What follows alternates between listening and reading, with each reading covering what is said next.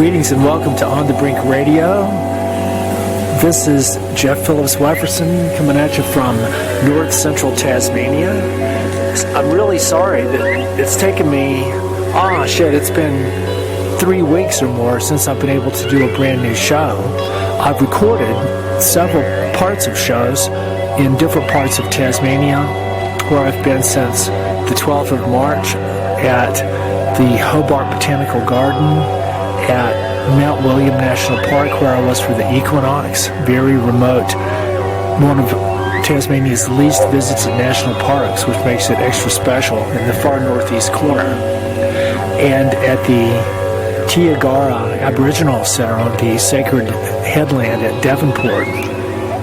I'm now sitting by the river here, very close to the nest of a platypus that I can see pretty much every morning or evening, which is really, really special. It's a bit windy, but I'm sitting about a meter from the river. I'm trying to record this show. For the second half of the show, it's going to be these excerpts that I recorded over the past couple of weeks, and this is my basic take on what's going on with the whole you know what. I can hardly bring myself to say the word coronavirus. Sorry for all the noise here.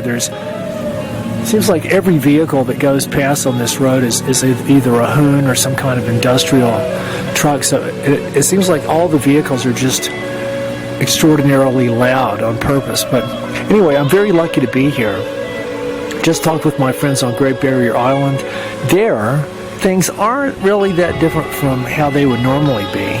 People's abilities to do this and that are maybe restricted a little bit, and only so many people can go in the grocery store at a time. But I'm still probably glad that I'm here in Tasmania with a nice place to stay, with beautiful friends. We've got beautiful apples coming in. As far as I know, I think we can still drive to the beach. I haven't tried that in the past few days, but last week I was able to swim in the ocean 3 different times. And so, who knows where this is all leading, but to me, the main things are, no matter what, don't freak out. If you got to freak in a certain direction, freak in, but you don't necessarily have to freak in any direction.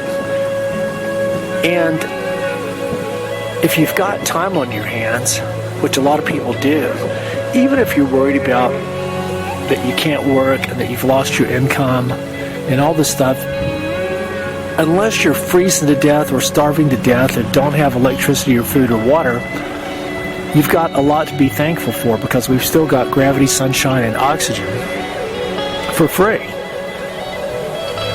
And if you're alive and healthy, you've got the extraordinarily precious gift of time, which is maybe being forced on you, but it's a brilliant opportunity to do all those things that you've always wanted to do, except you could just never get around to it. So now I'm calling it a global round to it moment, where you've now been given the round to it officially. That's the ultimate gift of this, the blessing in disguise of this whole scenario, is it's a round to it gift of time that people can use for things other than business as usual and running around like chooks with their heads cut off. I personally have very, very, very, very, very, very, very, and may I repeat that once again, very serious reservations about the validity of any aspect of the official story with this whole thing. Least of all, that it's some kind of weird infectious disease that's running out of control. There's just so many aspects of it that simultaneously bear every hallmark signature of psychological warfare operations, and B, defy any kind of common sense knowledge or beliefs about biomedical issues, about diseases, about viruses, about all this stuff. And this is all bearing every clear trademark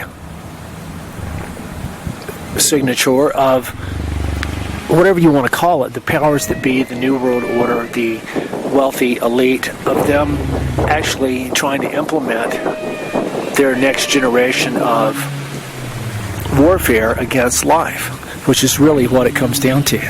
And they could never implement such totalitarian controls if they just try to whip it out of the blue. People would go, what the fuck, we're not buying into all this shit. So they've had to condition us and get us afraid with this virus thing in order to make us submit to all these totalitarian lockdown measures and stuff, which,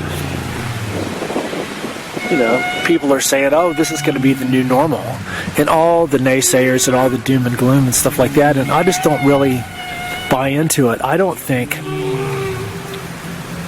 that anything we can see at this point is necessarily going to define what the near future is going to be. Things can change. The whole fabric of reality and space-time is shifting and turning on itself, and the powers of creativity, the powers of our collective creativity working together to actually manifest realities that we might want, that are in harmony and in tune with the good of all of life. I think that's what this is a challenge for. So in some ways people could go, oh yeah, but this is just our own bad karma. You know, this is not the Atlantean discontinuity that I'm always talking about that would come from some kind of extraterrestrial source like a cometary impact. I think all that could still happen, and probably is in the best interest of life, because humanity as a whole, we haven't shown the ability for self-navigation or self-control that is our true highest path. And so I think this is an initial lesson to us in showing that there are organizations and coalitions of people within our own species who are taking it on themselves to exert that control. Like, I mean, this, what we see is straight out of Zbigniew Brzezinski and the Club of Rome. Man is his own worst enemy. We have to foist all these fake social and environmental and ecological and now biomedical crises on humanity in order to get people to submit to the one world government that, yes, is what we need to solve all these problems and stuff. But they're not looking at it from the perspective of the benefit of all of life. They're looking at it from the perspective of consolidating all the financial and real-world resources with these elite at the top of the heap and everybody else reduced in numbers down to a population of slaves. I think that that's a very clear map of the underlying agenda that's at work. Jonas Salk, who was a very influential biomedical researcher who is credited with inventing the polio vaccine back in the, I guess it was the 1950s when he came out with that. He said in one of his books that I was reading, probably about, I guess 30 years ago now, or 20 or 30 years ago, it was either called Anatomy of Reality or The Survival of the Wisest, but he's talking about how these are sort of like big picture looks at on the existence of human life on the earth. And he said that humanity is going to eventually divide itself into two camps. And again, this is a generalization, but it does make a lot of sense.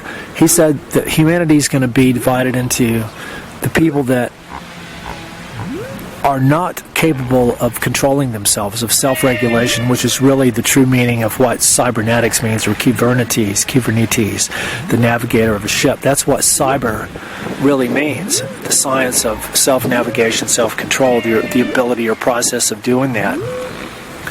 But the people that aren't able to do that are the ones, I mean, again, it's a matter of degree, but the people that are capable of self-regulation and self-control and self-navigation, they're the people who have been able to constantly seek out and refine and live on their highest path in terms of what it means to be here in every possible way. And I'd like to count myself as one of those people that have been consciously trying to determine and ask for the highest guidance in order to know and to determine and create what my highest path is.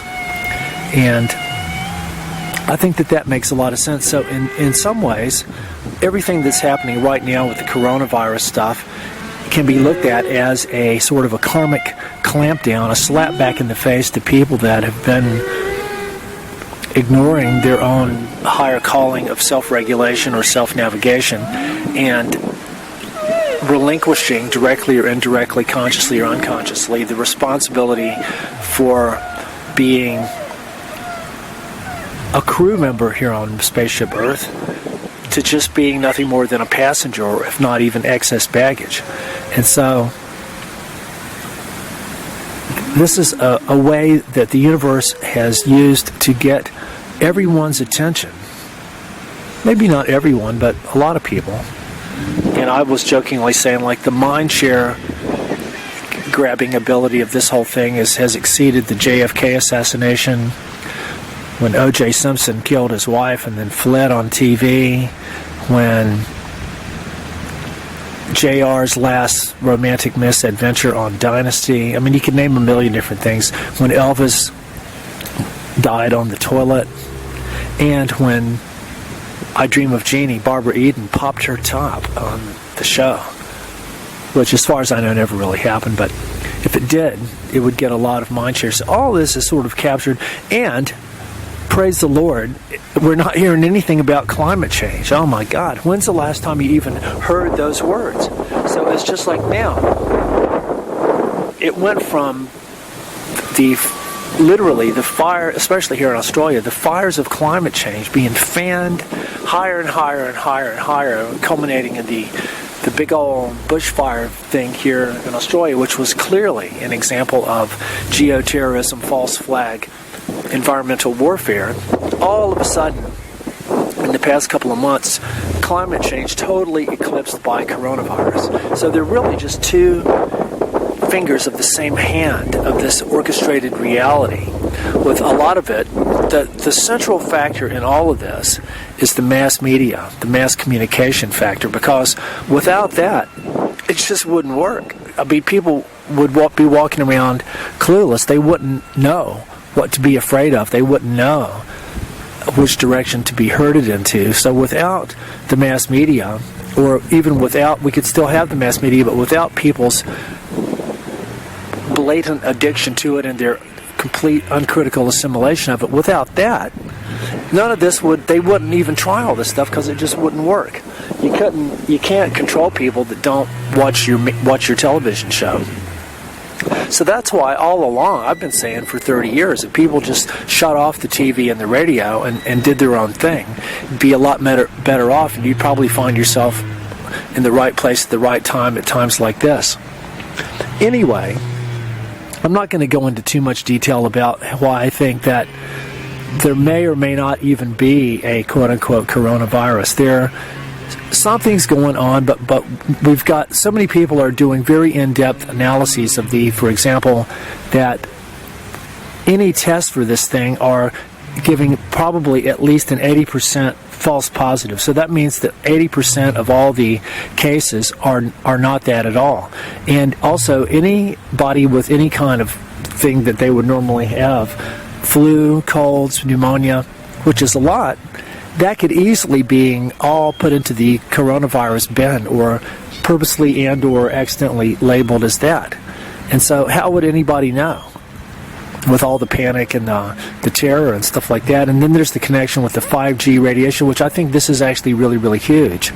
And I was warned about millimeter waves by my friend, a researcher named Vernon Rogers, who lived in Boulder, Colorado. He was a vibrational medicine researcher working under a grant from the Carnegie Mellon Foundation. This was huge.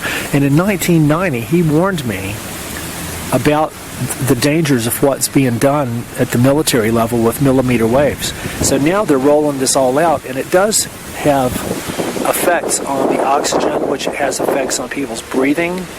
And so I really do think that the implementation of this 5G thing, which is about, I guess it's a weapon of depopulation, but also probably mind control too, controlling how people think. I mean, all this stuff where the scientific levels of the engineering behind this are at science fiction levels for sure. But so to me, regardless of all the social distancing and all that stuff, you're not likely to get this thing, no matter what. Your best defense is to have a strong immune system and to be healthy and to think positive thoughts and not buy into all the fear. And you've got to obey all this bureaucratic stuff, but you don't have to like it. You don't have to believe it. You don't want to get arrested. But at the same time, it's obvious that this is all about distancing people from what they need to be healthy, mentally, physically, spiritually, ecologically. So I think the more time you can spend out in nature, in being with the wind and the sand and the stars and the ducks and the birds and the turtles and the reptiles and the lizards and the snakes and the butterflies and the rocks and the grass and the beautiful apples and everything, the more time you can be with nature, the better. I don't think you can do too much of that right now. Go on long-distance bicycle rides if you can do that. It's possible that this could actually be a genetically modified bug of some kind that is relatively benign or dormant, but then when it gets hit by the 5G electromagnetic radiation, which is not only being rolled out in a lot of areas, apparently under cover of this thing as a smokescreen, but also any hospitals and police stations everywhere have always had the highest level of these high-tech, ultra-powerful transceiver communication systems and have been notorious for levels of cancer and stuff like that. And so that would make a lot of sense that anybody going into a hospital would automatically start exhibiting these kind of symptoms now that would give credence to the whole coronavirus hoax scare. So yes, this is a disaster, if you want to call it that, although etymologically the word disaster means a bad star. So it's got astronomical implications that relates with comets and all that different kind of stuff, which I really hope to be talking with astronomer and archetypal legendary comet researcher Victor Klub with in an interview soon.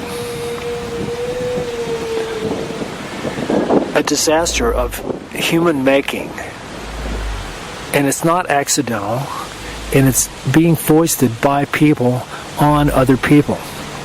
So that's the kind of, it's kind of like a species planetary wide in the human world, an autoimmune disorder of humanity. It's like the Homo sapien macrovirus attacking itself, which is really what it's always been doing.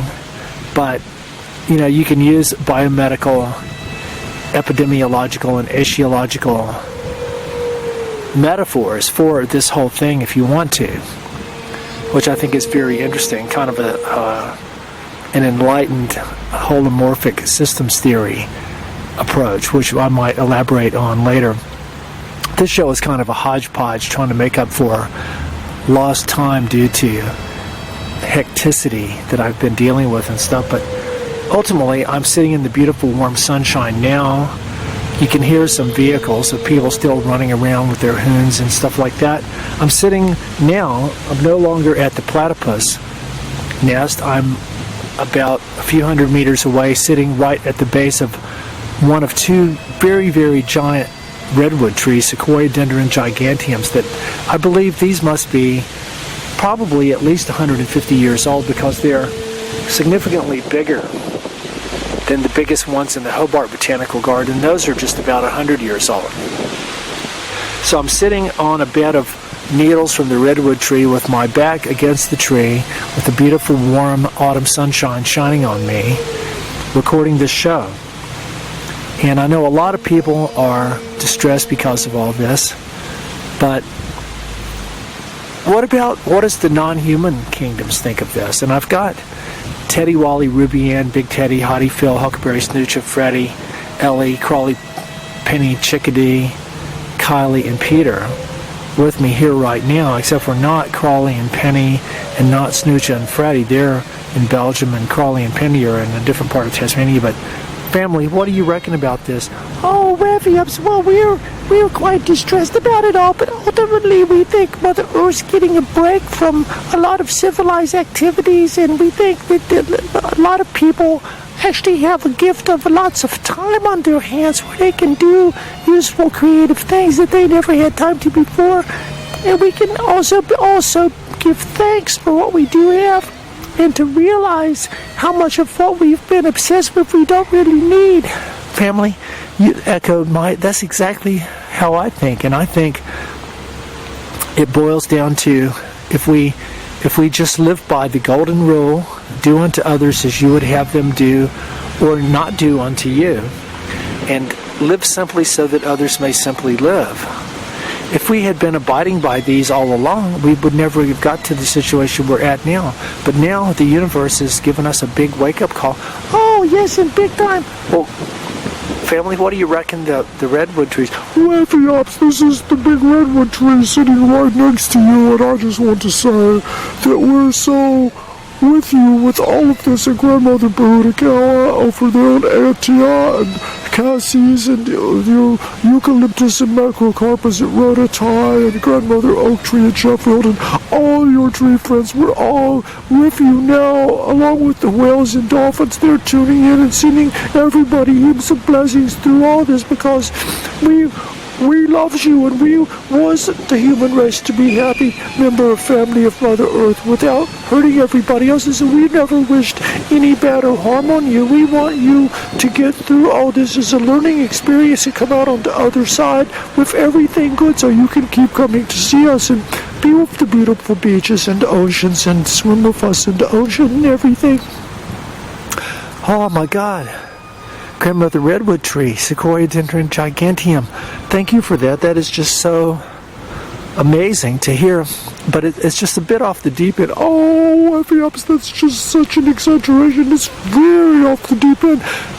Yes, example for like people getting written $1,000 fines for surfing too close to each other in Byron Bay. It's just a bit insane. But I don't think microbes are our friend, like Bill Bryson has so eloquently written about. Microbes are our friend, and without bacteria, we wouldn't be here, we wouldn't exist at all. So I think his message is very central, as well as the message of the Brotherhood of Death from William Engdahl, talking about all the evil people and organizations that have plotted all through the 20th century on ways to kill their fellow man, because they think do they really believe there's too many people and that we need to get rid of them? Not just by Planned Parenthood, but by active depopulation. Do they really believe this, that they're doing all this, they're trying to depopulate us for the benefit of the rest? Or is there a more dire agenda? Do they really believe in some kind of evil being that they're working for? Whether it's the devil, or the aliens, the greys, or the reptile beings like David Icke and all this stuff, or maybe it's the Pope, the Dark Pope, or the cigarette smoking man from the X-Files, or I don't know. I've been conjuring up every possible. I only use the word conspiracy theory as a joke because it's just such a morass of confusion, but a lot of stuff that does make a lot of sense gets put into that bin. And the same with a lot of science fiction movies like 12 Monkeys and the Andromeda Strain. A lot of that keeps coming to mind, as well as Stanley Kubrick's Dr. Strangelove. Like, you know, in my mind, my brain's kind of working on a Dr. Strangelove version of this whole coronavirus thing. And remember that song by The Knack called My Sharona? It went da da da da dun dun dun dun da da dun da da dun da da da. My Corona. That's what keeps going through my mind now. It's not My Sharona, it's My Corona. And so there could be the TV show called Corona Street in England instead of Coronation Street. Corona. The Corona Nation. It's all a joke. You can't take it too seriously. You've got to watch out for what's affecting other people. Not the disease, not the media artifact. You've got to watch out for the behaviors and beliefs of other people that are infected with all this stuff. So I think it's best to keep a light heart with it all. Don't take it all too seriously. Realize that we all are still alive. We're still alive. We're not going to be reduced to killing your neighbor for meat, because you will have already become a vegetarian. That just won't be acceptable. Maybe we're being called on to transform ourselves into photosynthetic beings, to where all we need is sunlight and some soil and some water. And our hair can become green, and we can stand there and photosynthesize and manufacture our own nutrients from all these without having to buy groceries and food and sitting down to eat. And if we don't have to eat, we won't have to poopy. So then, but if we get rid of eating and poopying, that's going to leave a lot of time for other stuff, like being an artist, maybe painting some rocks, maybe learning how to play the flute. Odell Borg's High Spirits flutes are all on sale right now. What could be a greater gift than that? Anyway, Alan Weissman wrote a really interesting book called World Without Us. And I've quoted at length the chapter on the whole nuclear scenario about how even like in hundreds of thousands of years from now, when there probably is not going to be people, at least not in the recognizable form that we are now, all our nuclear waste is still going to be there. It's going to be just as potent then as it is now, so the world without us will be still at the mercy of that, unless some kind of geophysical tectonic event has rendered that safe and sound by burying it underneath a few kilometers of rock and soil. But there's a lot to be talked about here. I guess ultimately it is our karma to be undergoing this, but that can be experienced at the collective level, but also at the individual level. And I really think that the expression, the people of one heart, as spoken of in the Hopi prophecy, that's really being borne out now. And I'd really like to thank my beautiful friends for making me possible, who buy my art, give me money, give me places to stay, let me use their car, everything. I'm just so thankful and blessed to have everything I need right now in optimum circumstances to help my friends and catch up on a lot of artwork and writing and music and photography and all the stuff that I really need to spend time working on. I've got that time right now. And there's still the ability to go to some remote nature areas and to sit with giant trees in the beautiful sunshine in one of the safest and cleanest places on the planet right now, central Tasmania. There's a lot to think about. The whole idea of, did life come to the Earth from space? Or are microbes and life forms continually arriving here now? And so, in the same way that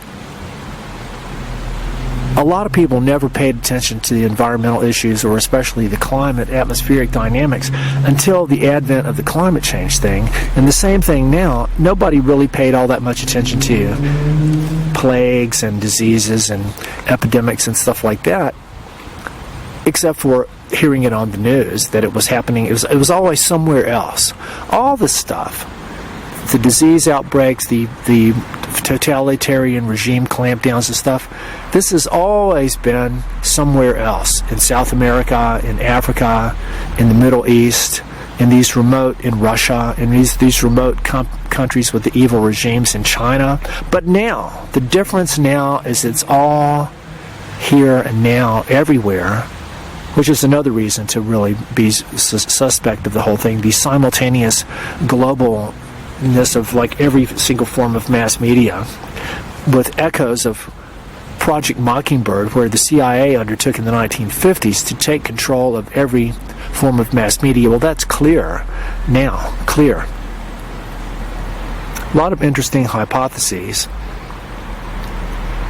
but ultimately, it's us doing it. I don't even think it's the Martians, even though I jokingly said that Duncan Steele, the former asteroid and comet researcher who's now working for a satellite data company in New Zealand, who I interviewed, he has the idea of disseminating genetically modified organisms on Mars, which I think is like the rape of space. It flies in the face of all the protocols that astronomer Carl Sagan set in place about the necessity of ultra-sterilization of anything that leaves the Earth so that we don't accidentally contaminate another planetary body. And here Duncan Steele wants to do that on purpose, and I've jokingly said said that, well, the Martians threw a wrench into that with all this.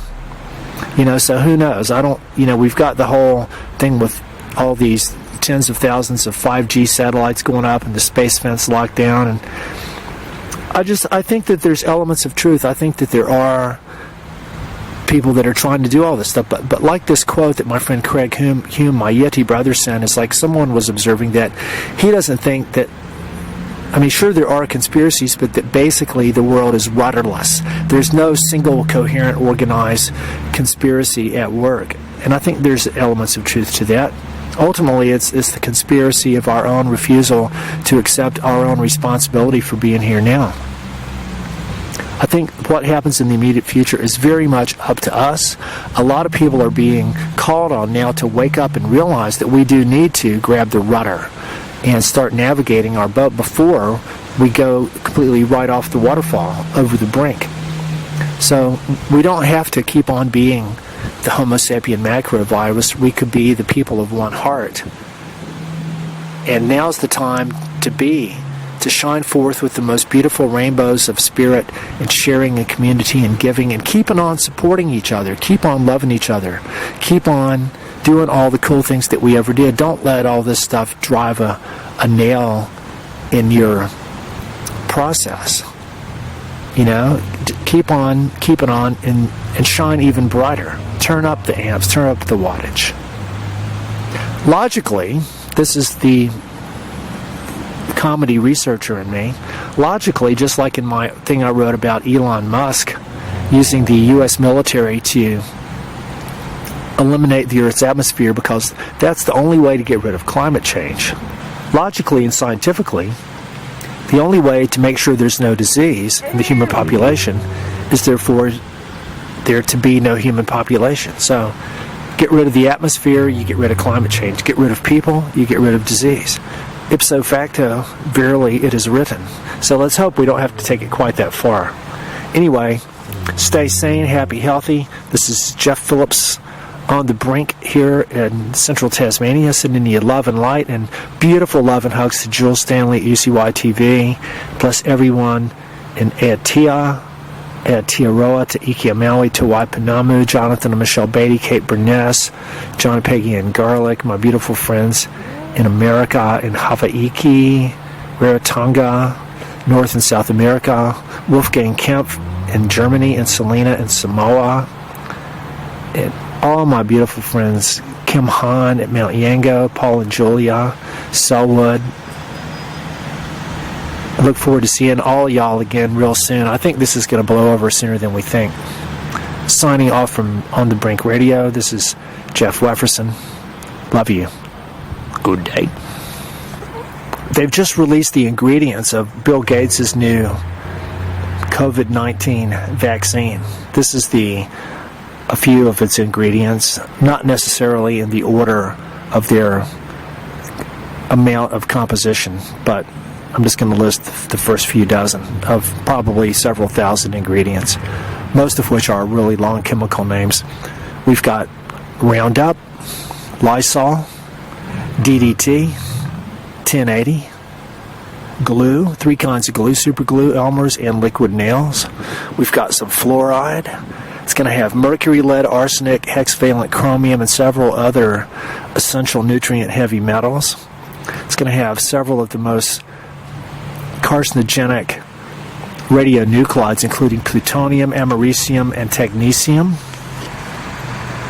It's going to have sugar, just plain old white sucrose, ultra refined. It's going to have rectose. Now, this is probably the most esoteric of the ingredients. Rectose, it's the real butt sugar. More on that later. It's going to have insect parts, rodent hair, and some feces from different kind of animals. Some mold spores. Ionizable metallic salts. This is going to be so that your body will be an enhanced conductor for electromagnetic radiation in the same way that this stuff is in the chemtrails they're spreading in the atmosphere. It's going to have glow-in-the-dark stuff so that you'll be able to be seen at night. It's going to have some dust from the Grand Wazoo. That's from the Frank Zappa song Cosmic Debris. It's going to have some bear bile extract. This is an ancient Chinese remedy for everything. It's going to have some bat phlegm. Now, this is from uncooked raw bats. It's going to have Eye of Newt, which is a traditional medieval medicinal potion. It's going to have gluten. You need that gluten. It's going to have some DMT, so you're going to see trails. You're going to be able to see through it all. It's going to have some assorted nanoparticles and some Morgellons fibers for fiber, and some fiberglass. Yes, for extra fiber. It'll strengthen your inner surfboard. It's going to have some battery acid, some chlorine, some nail polish remover. This is all just in case. It's going to have some petrol if you need to sniff it. It's going to have caffeine and nicotine. A bit of carbon dioxide just thrown in there.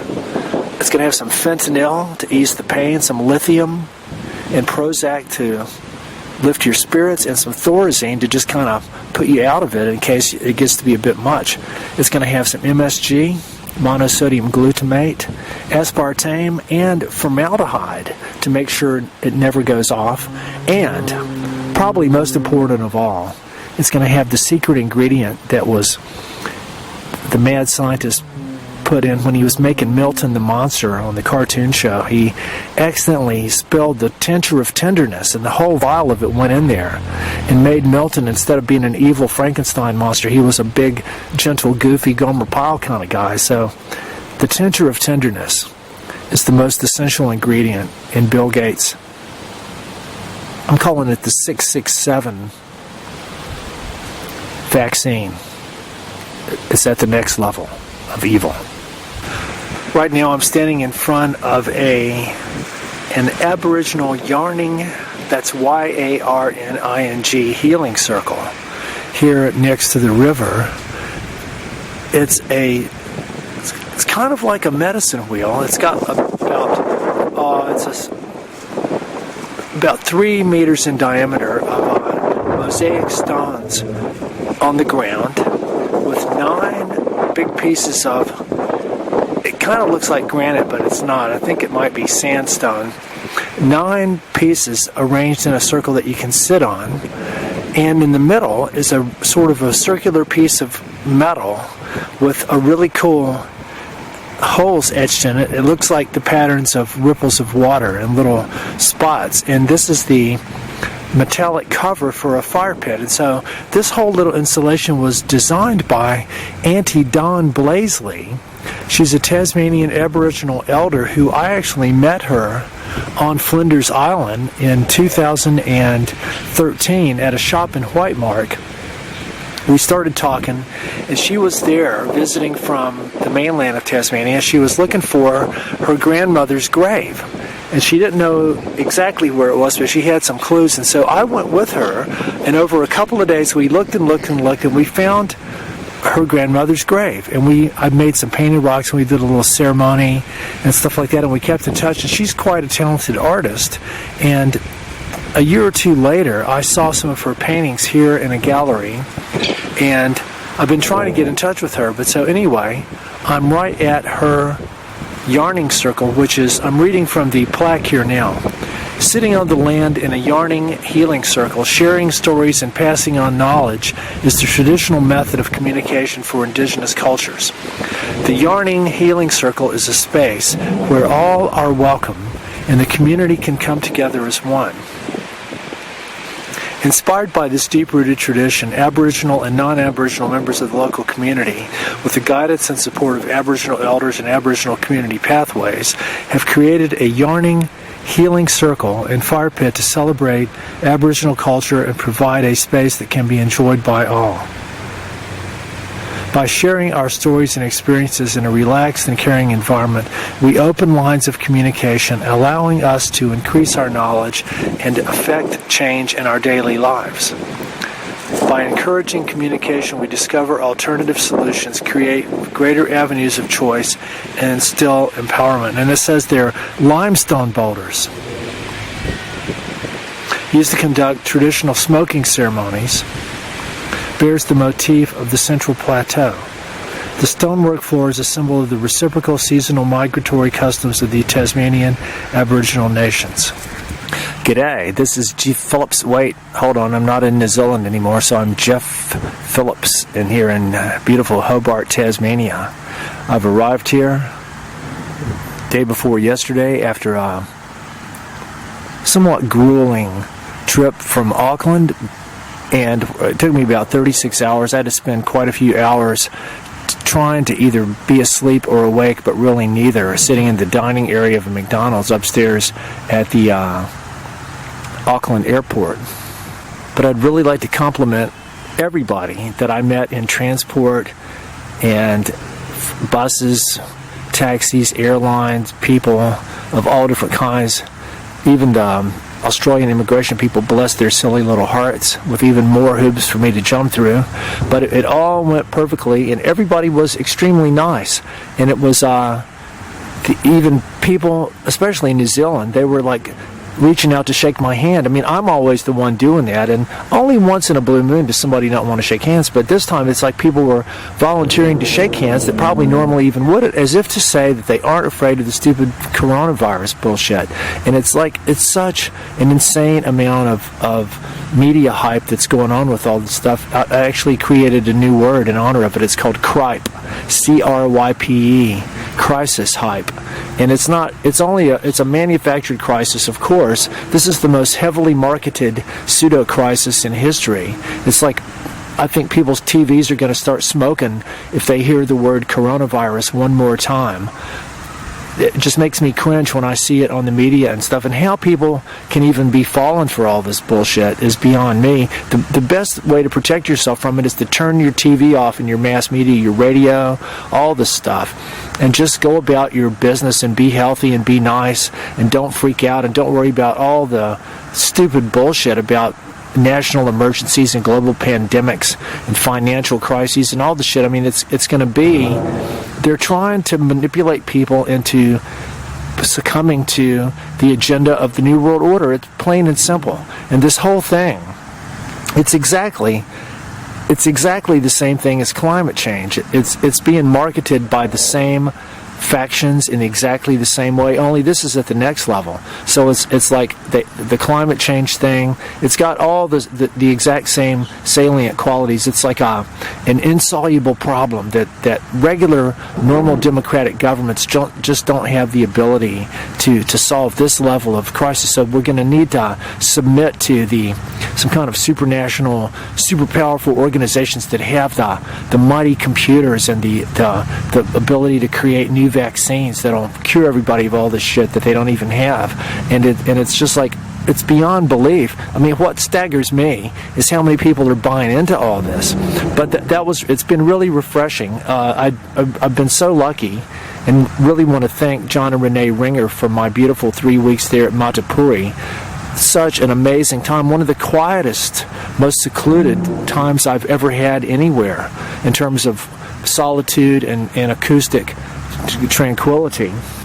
And with the last minute, my Australian visa got granted. I sent it in at the last minute, and then they took a while to reply, but they did grant it. And so then I got a last minute ticket to Hobart, decided to come directly to Tasmania and start here at the crown chakra of the Rainbow Serpent, in my first Chakras of the Rainbow Serpent painting. And it's been really, really cool. But I wanted to compliment all the transport people, especially in New Zealand, but here too. And even I flew on Qantas. Oh my God, I vowed I'd never fly on them before, but they were actually really, really super nice too. Everybody was super nice. I didn't really see that many people with masks. I maybe saw, out of the probably hundreds of people that I set eyes on, only, I'd say 2 or 3 dozen had masks on, and not all of them were Asian. Most of them were, but the girl that sat next to me on my plane flight, or it's funny, my friend, who's an activist in Australia and New Zealand, she looked at the photo of this supposedly a girl, and she instantly said that this was a tranny, a transgender person, but she was a quite attractive blonde who had on a stylish black mask, and she was the only person on the plane that had one. And she was sitting 2 seats over from me, or he, whatever it was. She did have really big feet. I did notice that, which is kind of unusual for a girl.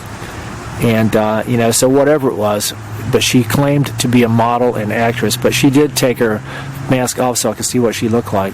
But, I don't really care what gender it was.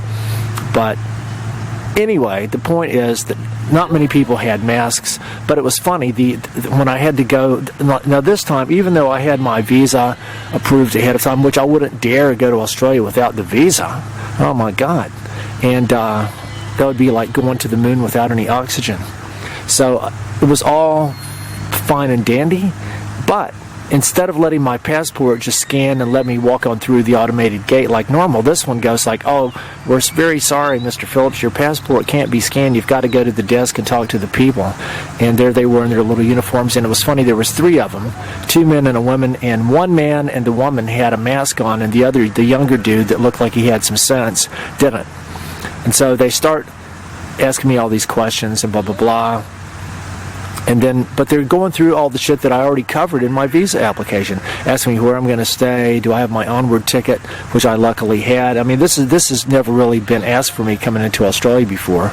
And so I had it, but then he goes, so do you have proof of funds to support yourself? And I just covered all this in my application 2 weeks before. And I go like, well, actually, I don't. And he goes like, well, do you have any cash? And I go like, not on me. And I go like, he goes like, well, can you go on internet banking and show me your balance on your phone? And I go like, well, my phone's not connected. I'm in this kind of a SIM card limbo here between my New Zealand one won't work and my Australian was not connected yet. I can't do that till I go into the Telstra shop and pay. And I think I've got a problem with the SIM card anyway. And so there's no way.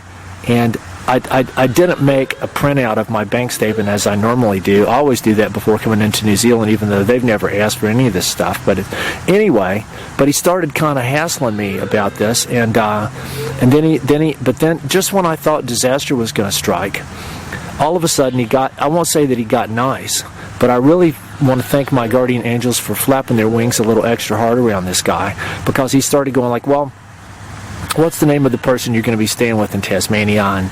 And so he's going to help you financially, blah, blah, blah. And I go like, oh, yes, and gave him all the details and all that kind of stuff. And then as the final icing on the cake, he stood up and he lectured me through his mask. Mr. Phillips, it's very important that you do not work. Do you understand that this is a tourist visa and you must not work? You must understand this. And if you work and get caught, it's going to be 2 or 3 years till you can come back in. And you get sent to a detention center and other forms of torture and mass murder might be subjected to you. And so I strongly recommend that you don't work. And so I just nodded and I said, like, I love Australia, which is true, but I was so tired. I mean, this was like very much like the scene out of a comedy science fiction movie, some kind of weird. It was like Brazil, being in a big kind of bureaucratic, dark open space with cavernous ceilings, and there was nobody else around. Everybody had already passed through except for me and these 3 immigration people who clearly had nothing better to do except enjoy their hoops for Jeff sport. And so I must have stood there talking to him for like 30 minutes. Luckily, I had plenty of time to my flight to Hobart, but I was so tired. Like, I probably could have joked and said, like, well, I said, like, well, is it okay to work on being a really good tourist in Australia? But I didn't want to push my limit, but I should have really asked him.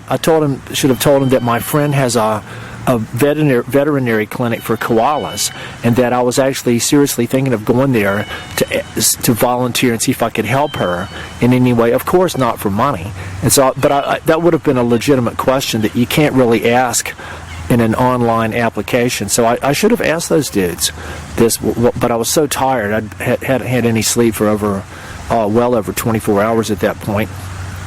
Anyway, but I made it, got in, got my phone working, got some sleep, spent a couple of nights in Hobart, and then now I'm at the Botanical Garden with a beautiful giant ash tree that I've hung out with before, and I'm recording the show, and in about 3 hours I'm riding the bus up to Deloraine, where my friend from Sheffield's going to come and pick me up. She was a friend of my spiritual brother Rob Alliston, who passed away a year or two ago, from 3 Hummock Island, where I never got to go with him. Then I'm going to go and visit my friend Alfred in Deloraine, see some platypus, and hopefully take his car Kemosabe up to the Bay of Fires again. And then I'm continuing. I probably won't stay in Tasmania all that long, depending on what kind of art projects I might have to do. Then I'm going to go back to the mainland, visit the William Ricketts Sanctuary. I got to see Wilson's prom from the air. And also, oh my God, Victoria, the part we might have flown right over Malakuta Inlet, the sort of the southeast corner of the Australian mainland, but it was quite black. Yeah, once we started flying over the land, it definitely looked burnt. And all the way to the coast, and you could still see bodies of water. I couldn't really get any detail from the elevation that we were at, but as we flew more over, I could see what looked like several huge mine sites, and this is in southern Victoria. You don't really think of Victoria as a place with a lot of mining, but I was surprised at these. They weren't the huge mega scale things like the Gorgon project, like something out of Dubai that you see in Western Australia, but they were still huge, and several of them. Some of them had giant gas flares burning off, and then I saw I think it was Lake's Entrance with the giant bodies of water. That was quite cool. But the land definitely looked burned as it was. And so I'm going on a major healing expedition. When I come back to the mainland, I'm going to go hopefully to Apollo Bay and see some more king parrots and some koalas and my good friends there. And then I'm going to make my way over to the Flinders Ranges to visit Wilpena Pound. I'm going to go to Kangaroo Island. I'm going to go to Second Valley and get some more really nice rocks from the Songline there. Maybe visit this place called Victor Harbor. I'm going to go up to the Central Desert, hopefully do a new mural for the YHA at Alice Springs, and visit Uluru, Katajuta, and Attila, the 3 sacred peaks. Then I'm going to go to Darwin, Litchfield, Nipmuc, and Kakadu, and visit Gregor, Aquaria, Ochre, and Nimby, and Ursula and Greenie, and maybe Peter, Chumley, and Shalway. And then maybe Arnhem Land or Kakadu, and then go down through Western Australia, Cunnanar, Broome, Carragini, Hammersley, Chichester Mills, Stream, Python Pool, Mount Bruce, Calberry, Kennedy Ranges, Mount Augustus I'd like to visit, which is a giant rock that's a lot bigger than Uluru, a big sandstone monolith, Pernalulu and Alquestro, the Bungle Bungles, hopefully to visit some Guion Bradshaw rock art, Wyndham, Connemara, Derby, Denham, Denmark, D'Entrecasteaux, Carnarvon, Exmouth, Cape Range with the brilliant sand dunes, Margaret River, Fremantle, Perth, Valley of the Giants, across the Bight, and then back to, hopefully I might be able to stay in Australia till July 1st to celebrate my 20th anniversary here. I'll go to immigration and jump through some hoops on the step of the immigration building. Then go back to Aotea, see John and Peggy Ann and Grandmother Pudakawa and Bandy, and then possibly go to the Big Island of Hawaii later in the year and visit some volcanoes. That's the plan for now.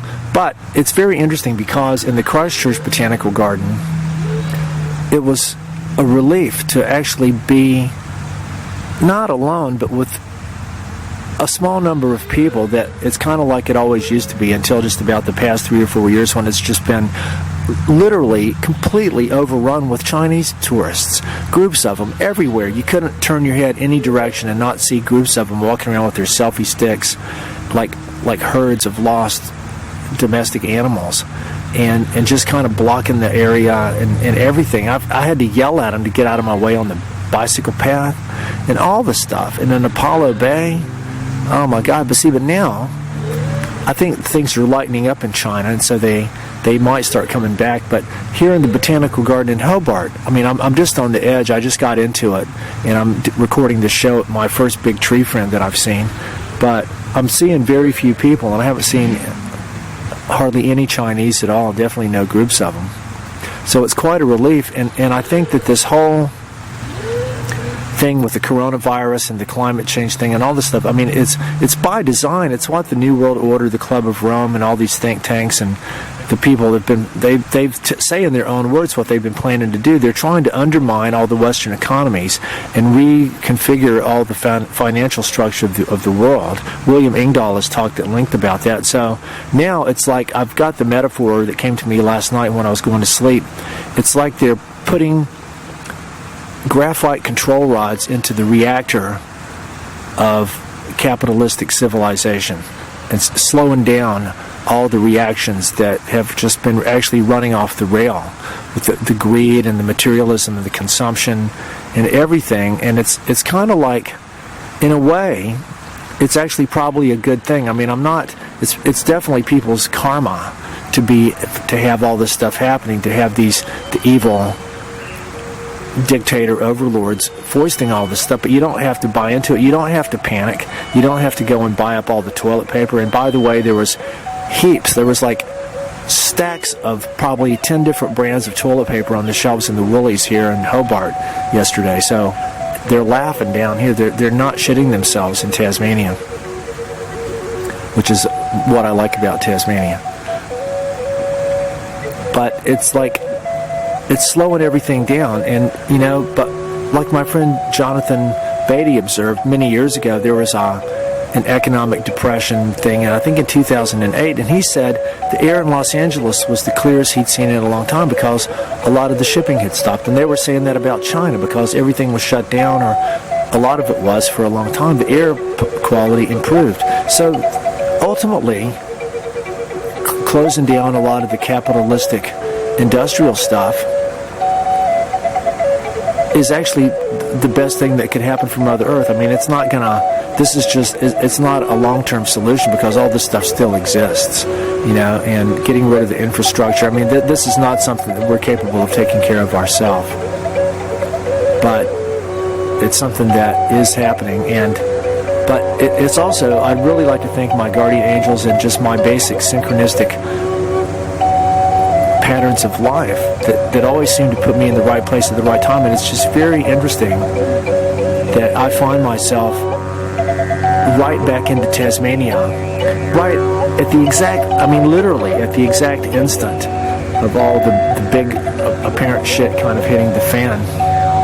Like I was sitting in the airport in Melbourne waiting for my flight to Hobart, and I had to look at a TV screen because of where I was sitting. But first of all, it showed Scummo Morrison sitting there with his ghoulish grin. And also this guy Peter Dutton, I call him Duttard, but I'd never seen him actually talk before, but they both look extraordinarily demented. They just look demented, and they're kind of fat, stupid looking, typical Australian. I'd like to see Sir Les Patterson do a piss take of these guys. But they're talking about everything's about money. There are all these financial bailout packages for every Australian is now going to be able to get $750 because of the coronavirus. And we're like, wow, they're paying people to be sick. Okay, but it's just ridiculous. The whole thing about the coronavirus. There's an Asian dude with his selfie stick. First one I've seen in a long time.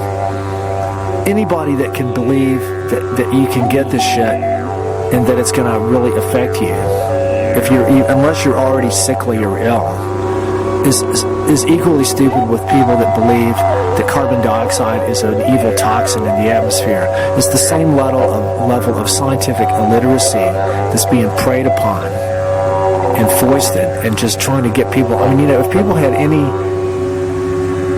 sense at all, and even the most modest modicum of scientific knowledge, they would understand the ridiculousness of all the shit, and they couldn't possibly fall prey to it. But sometimes people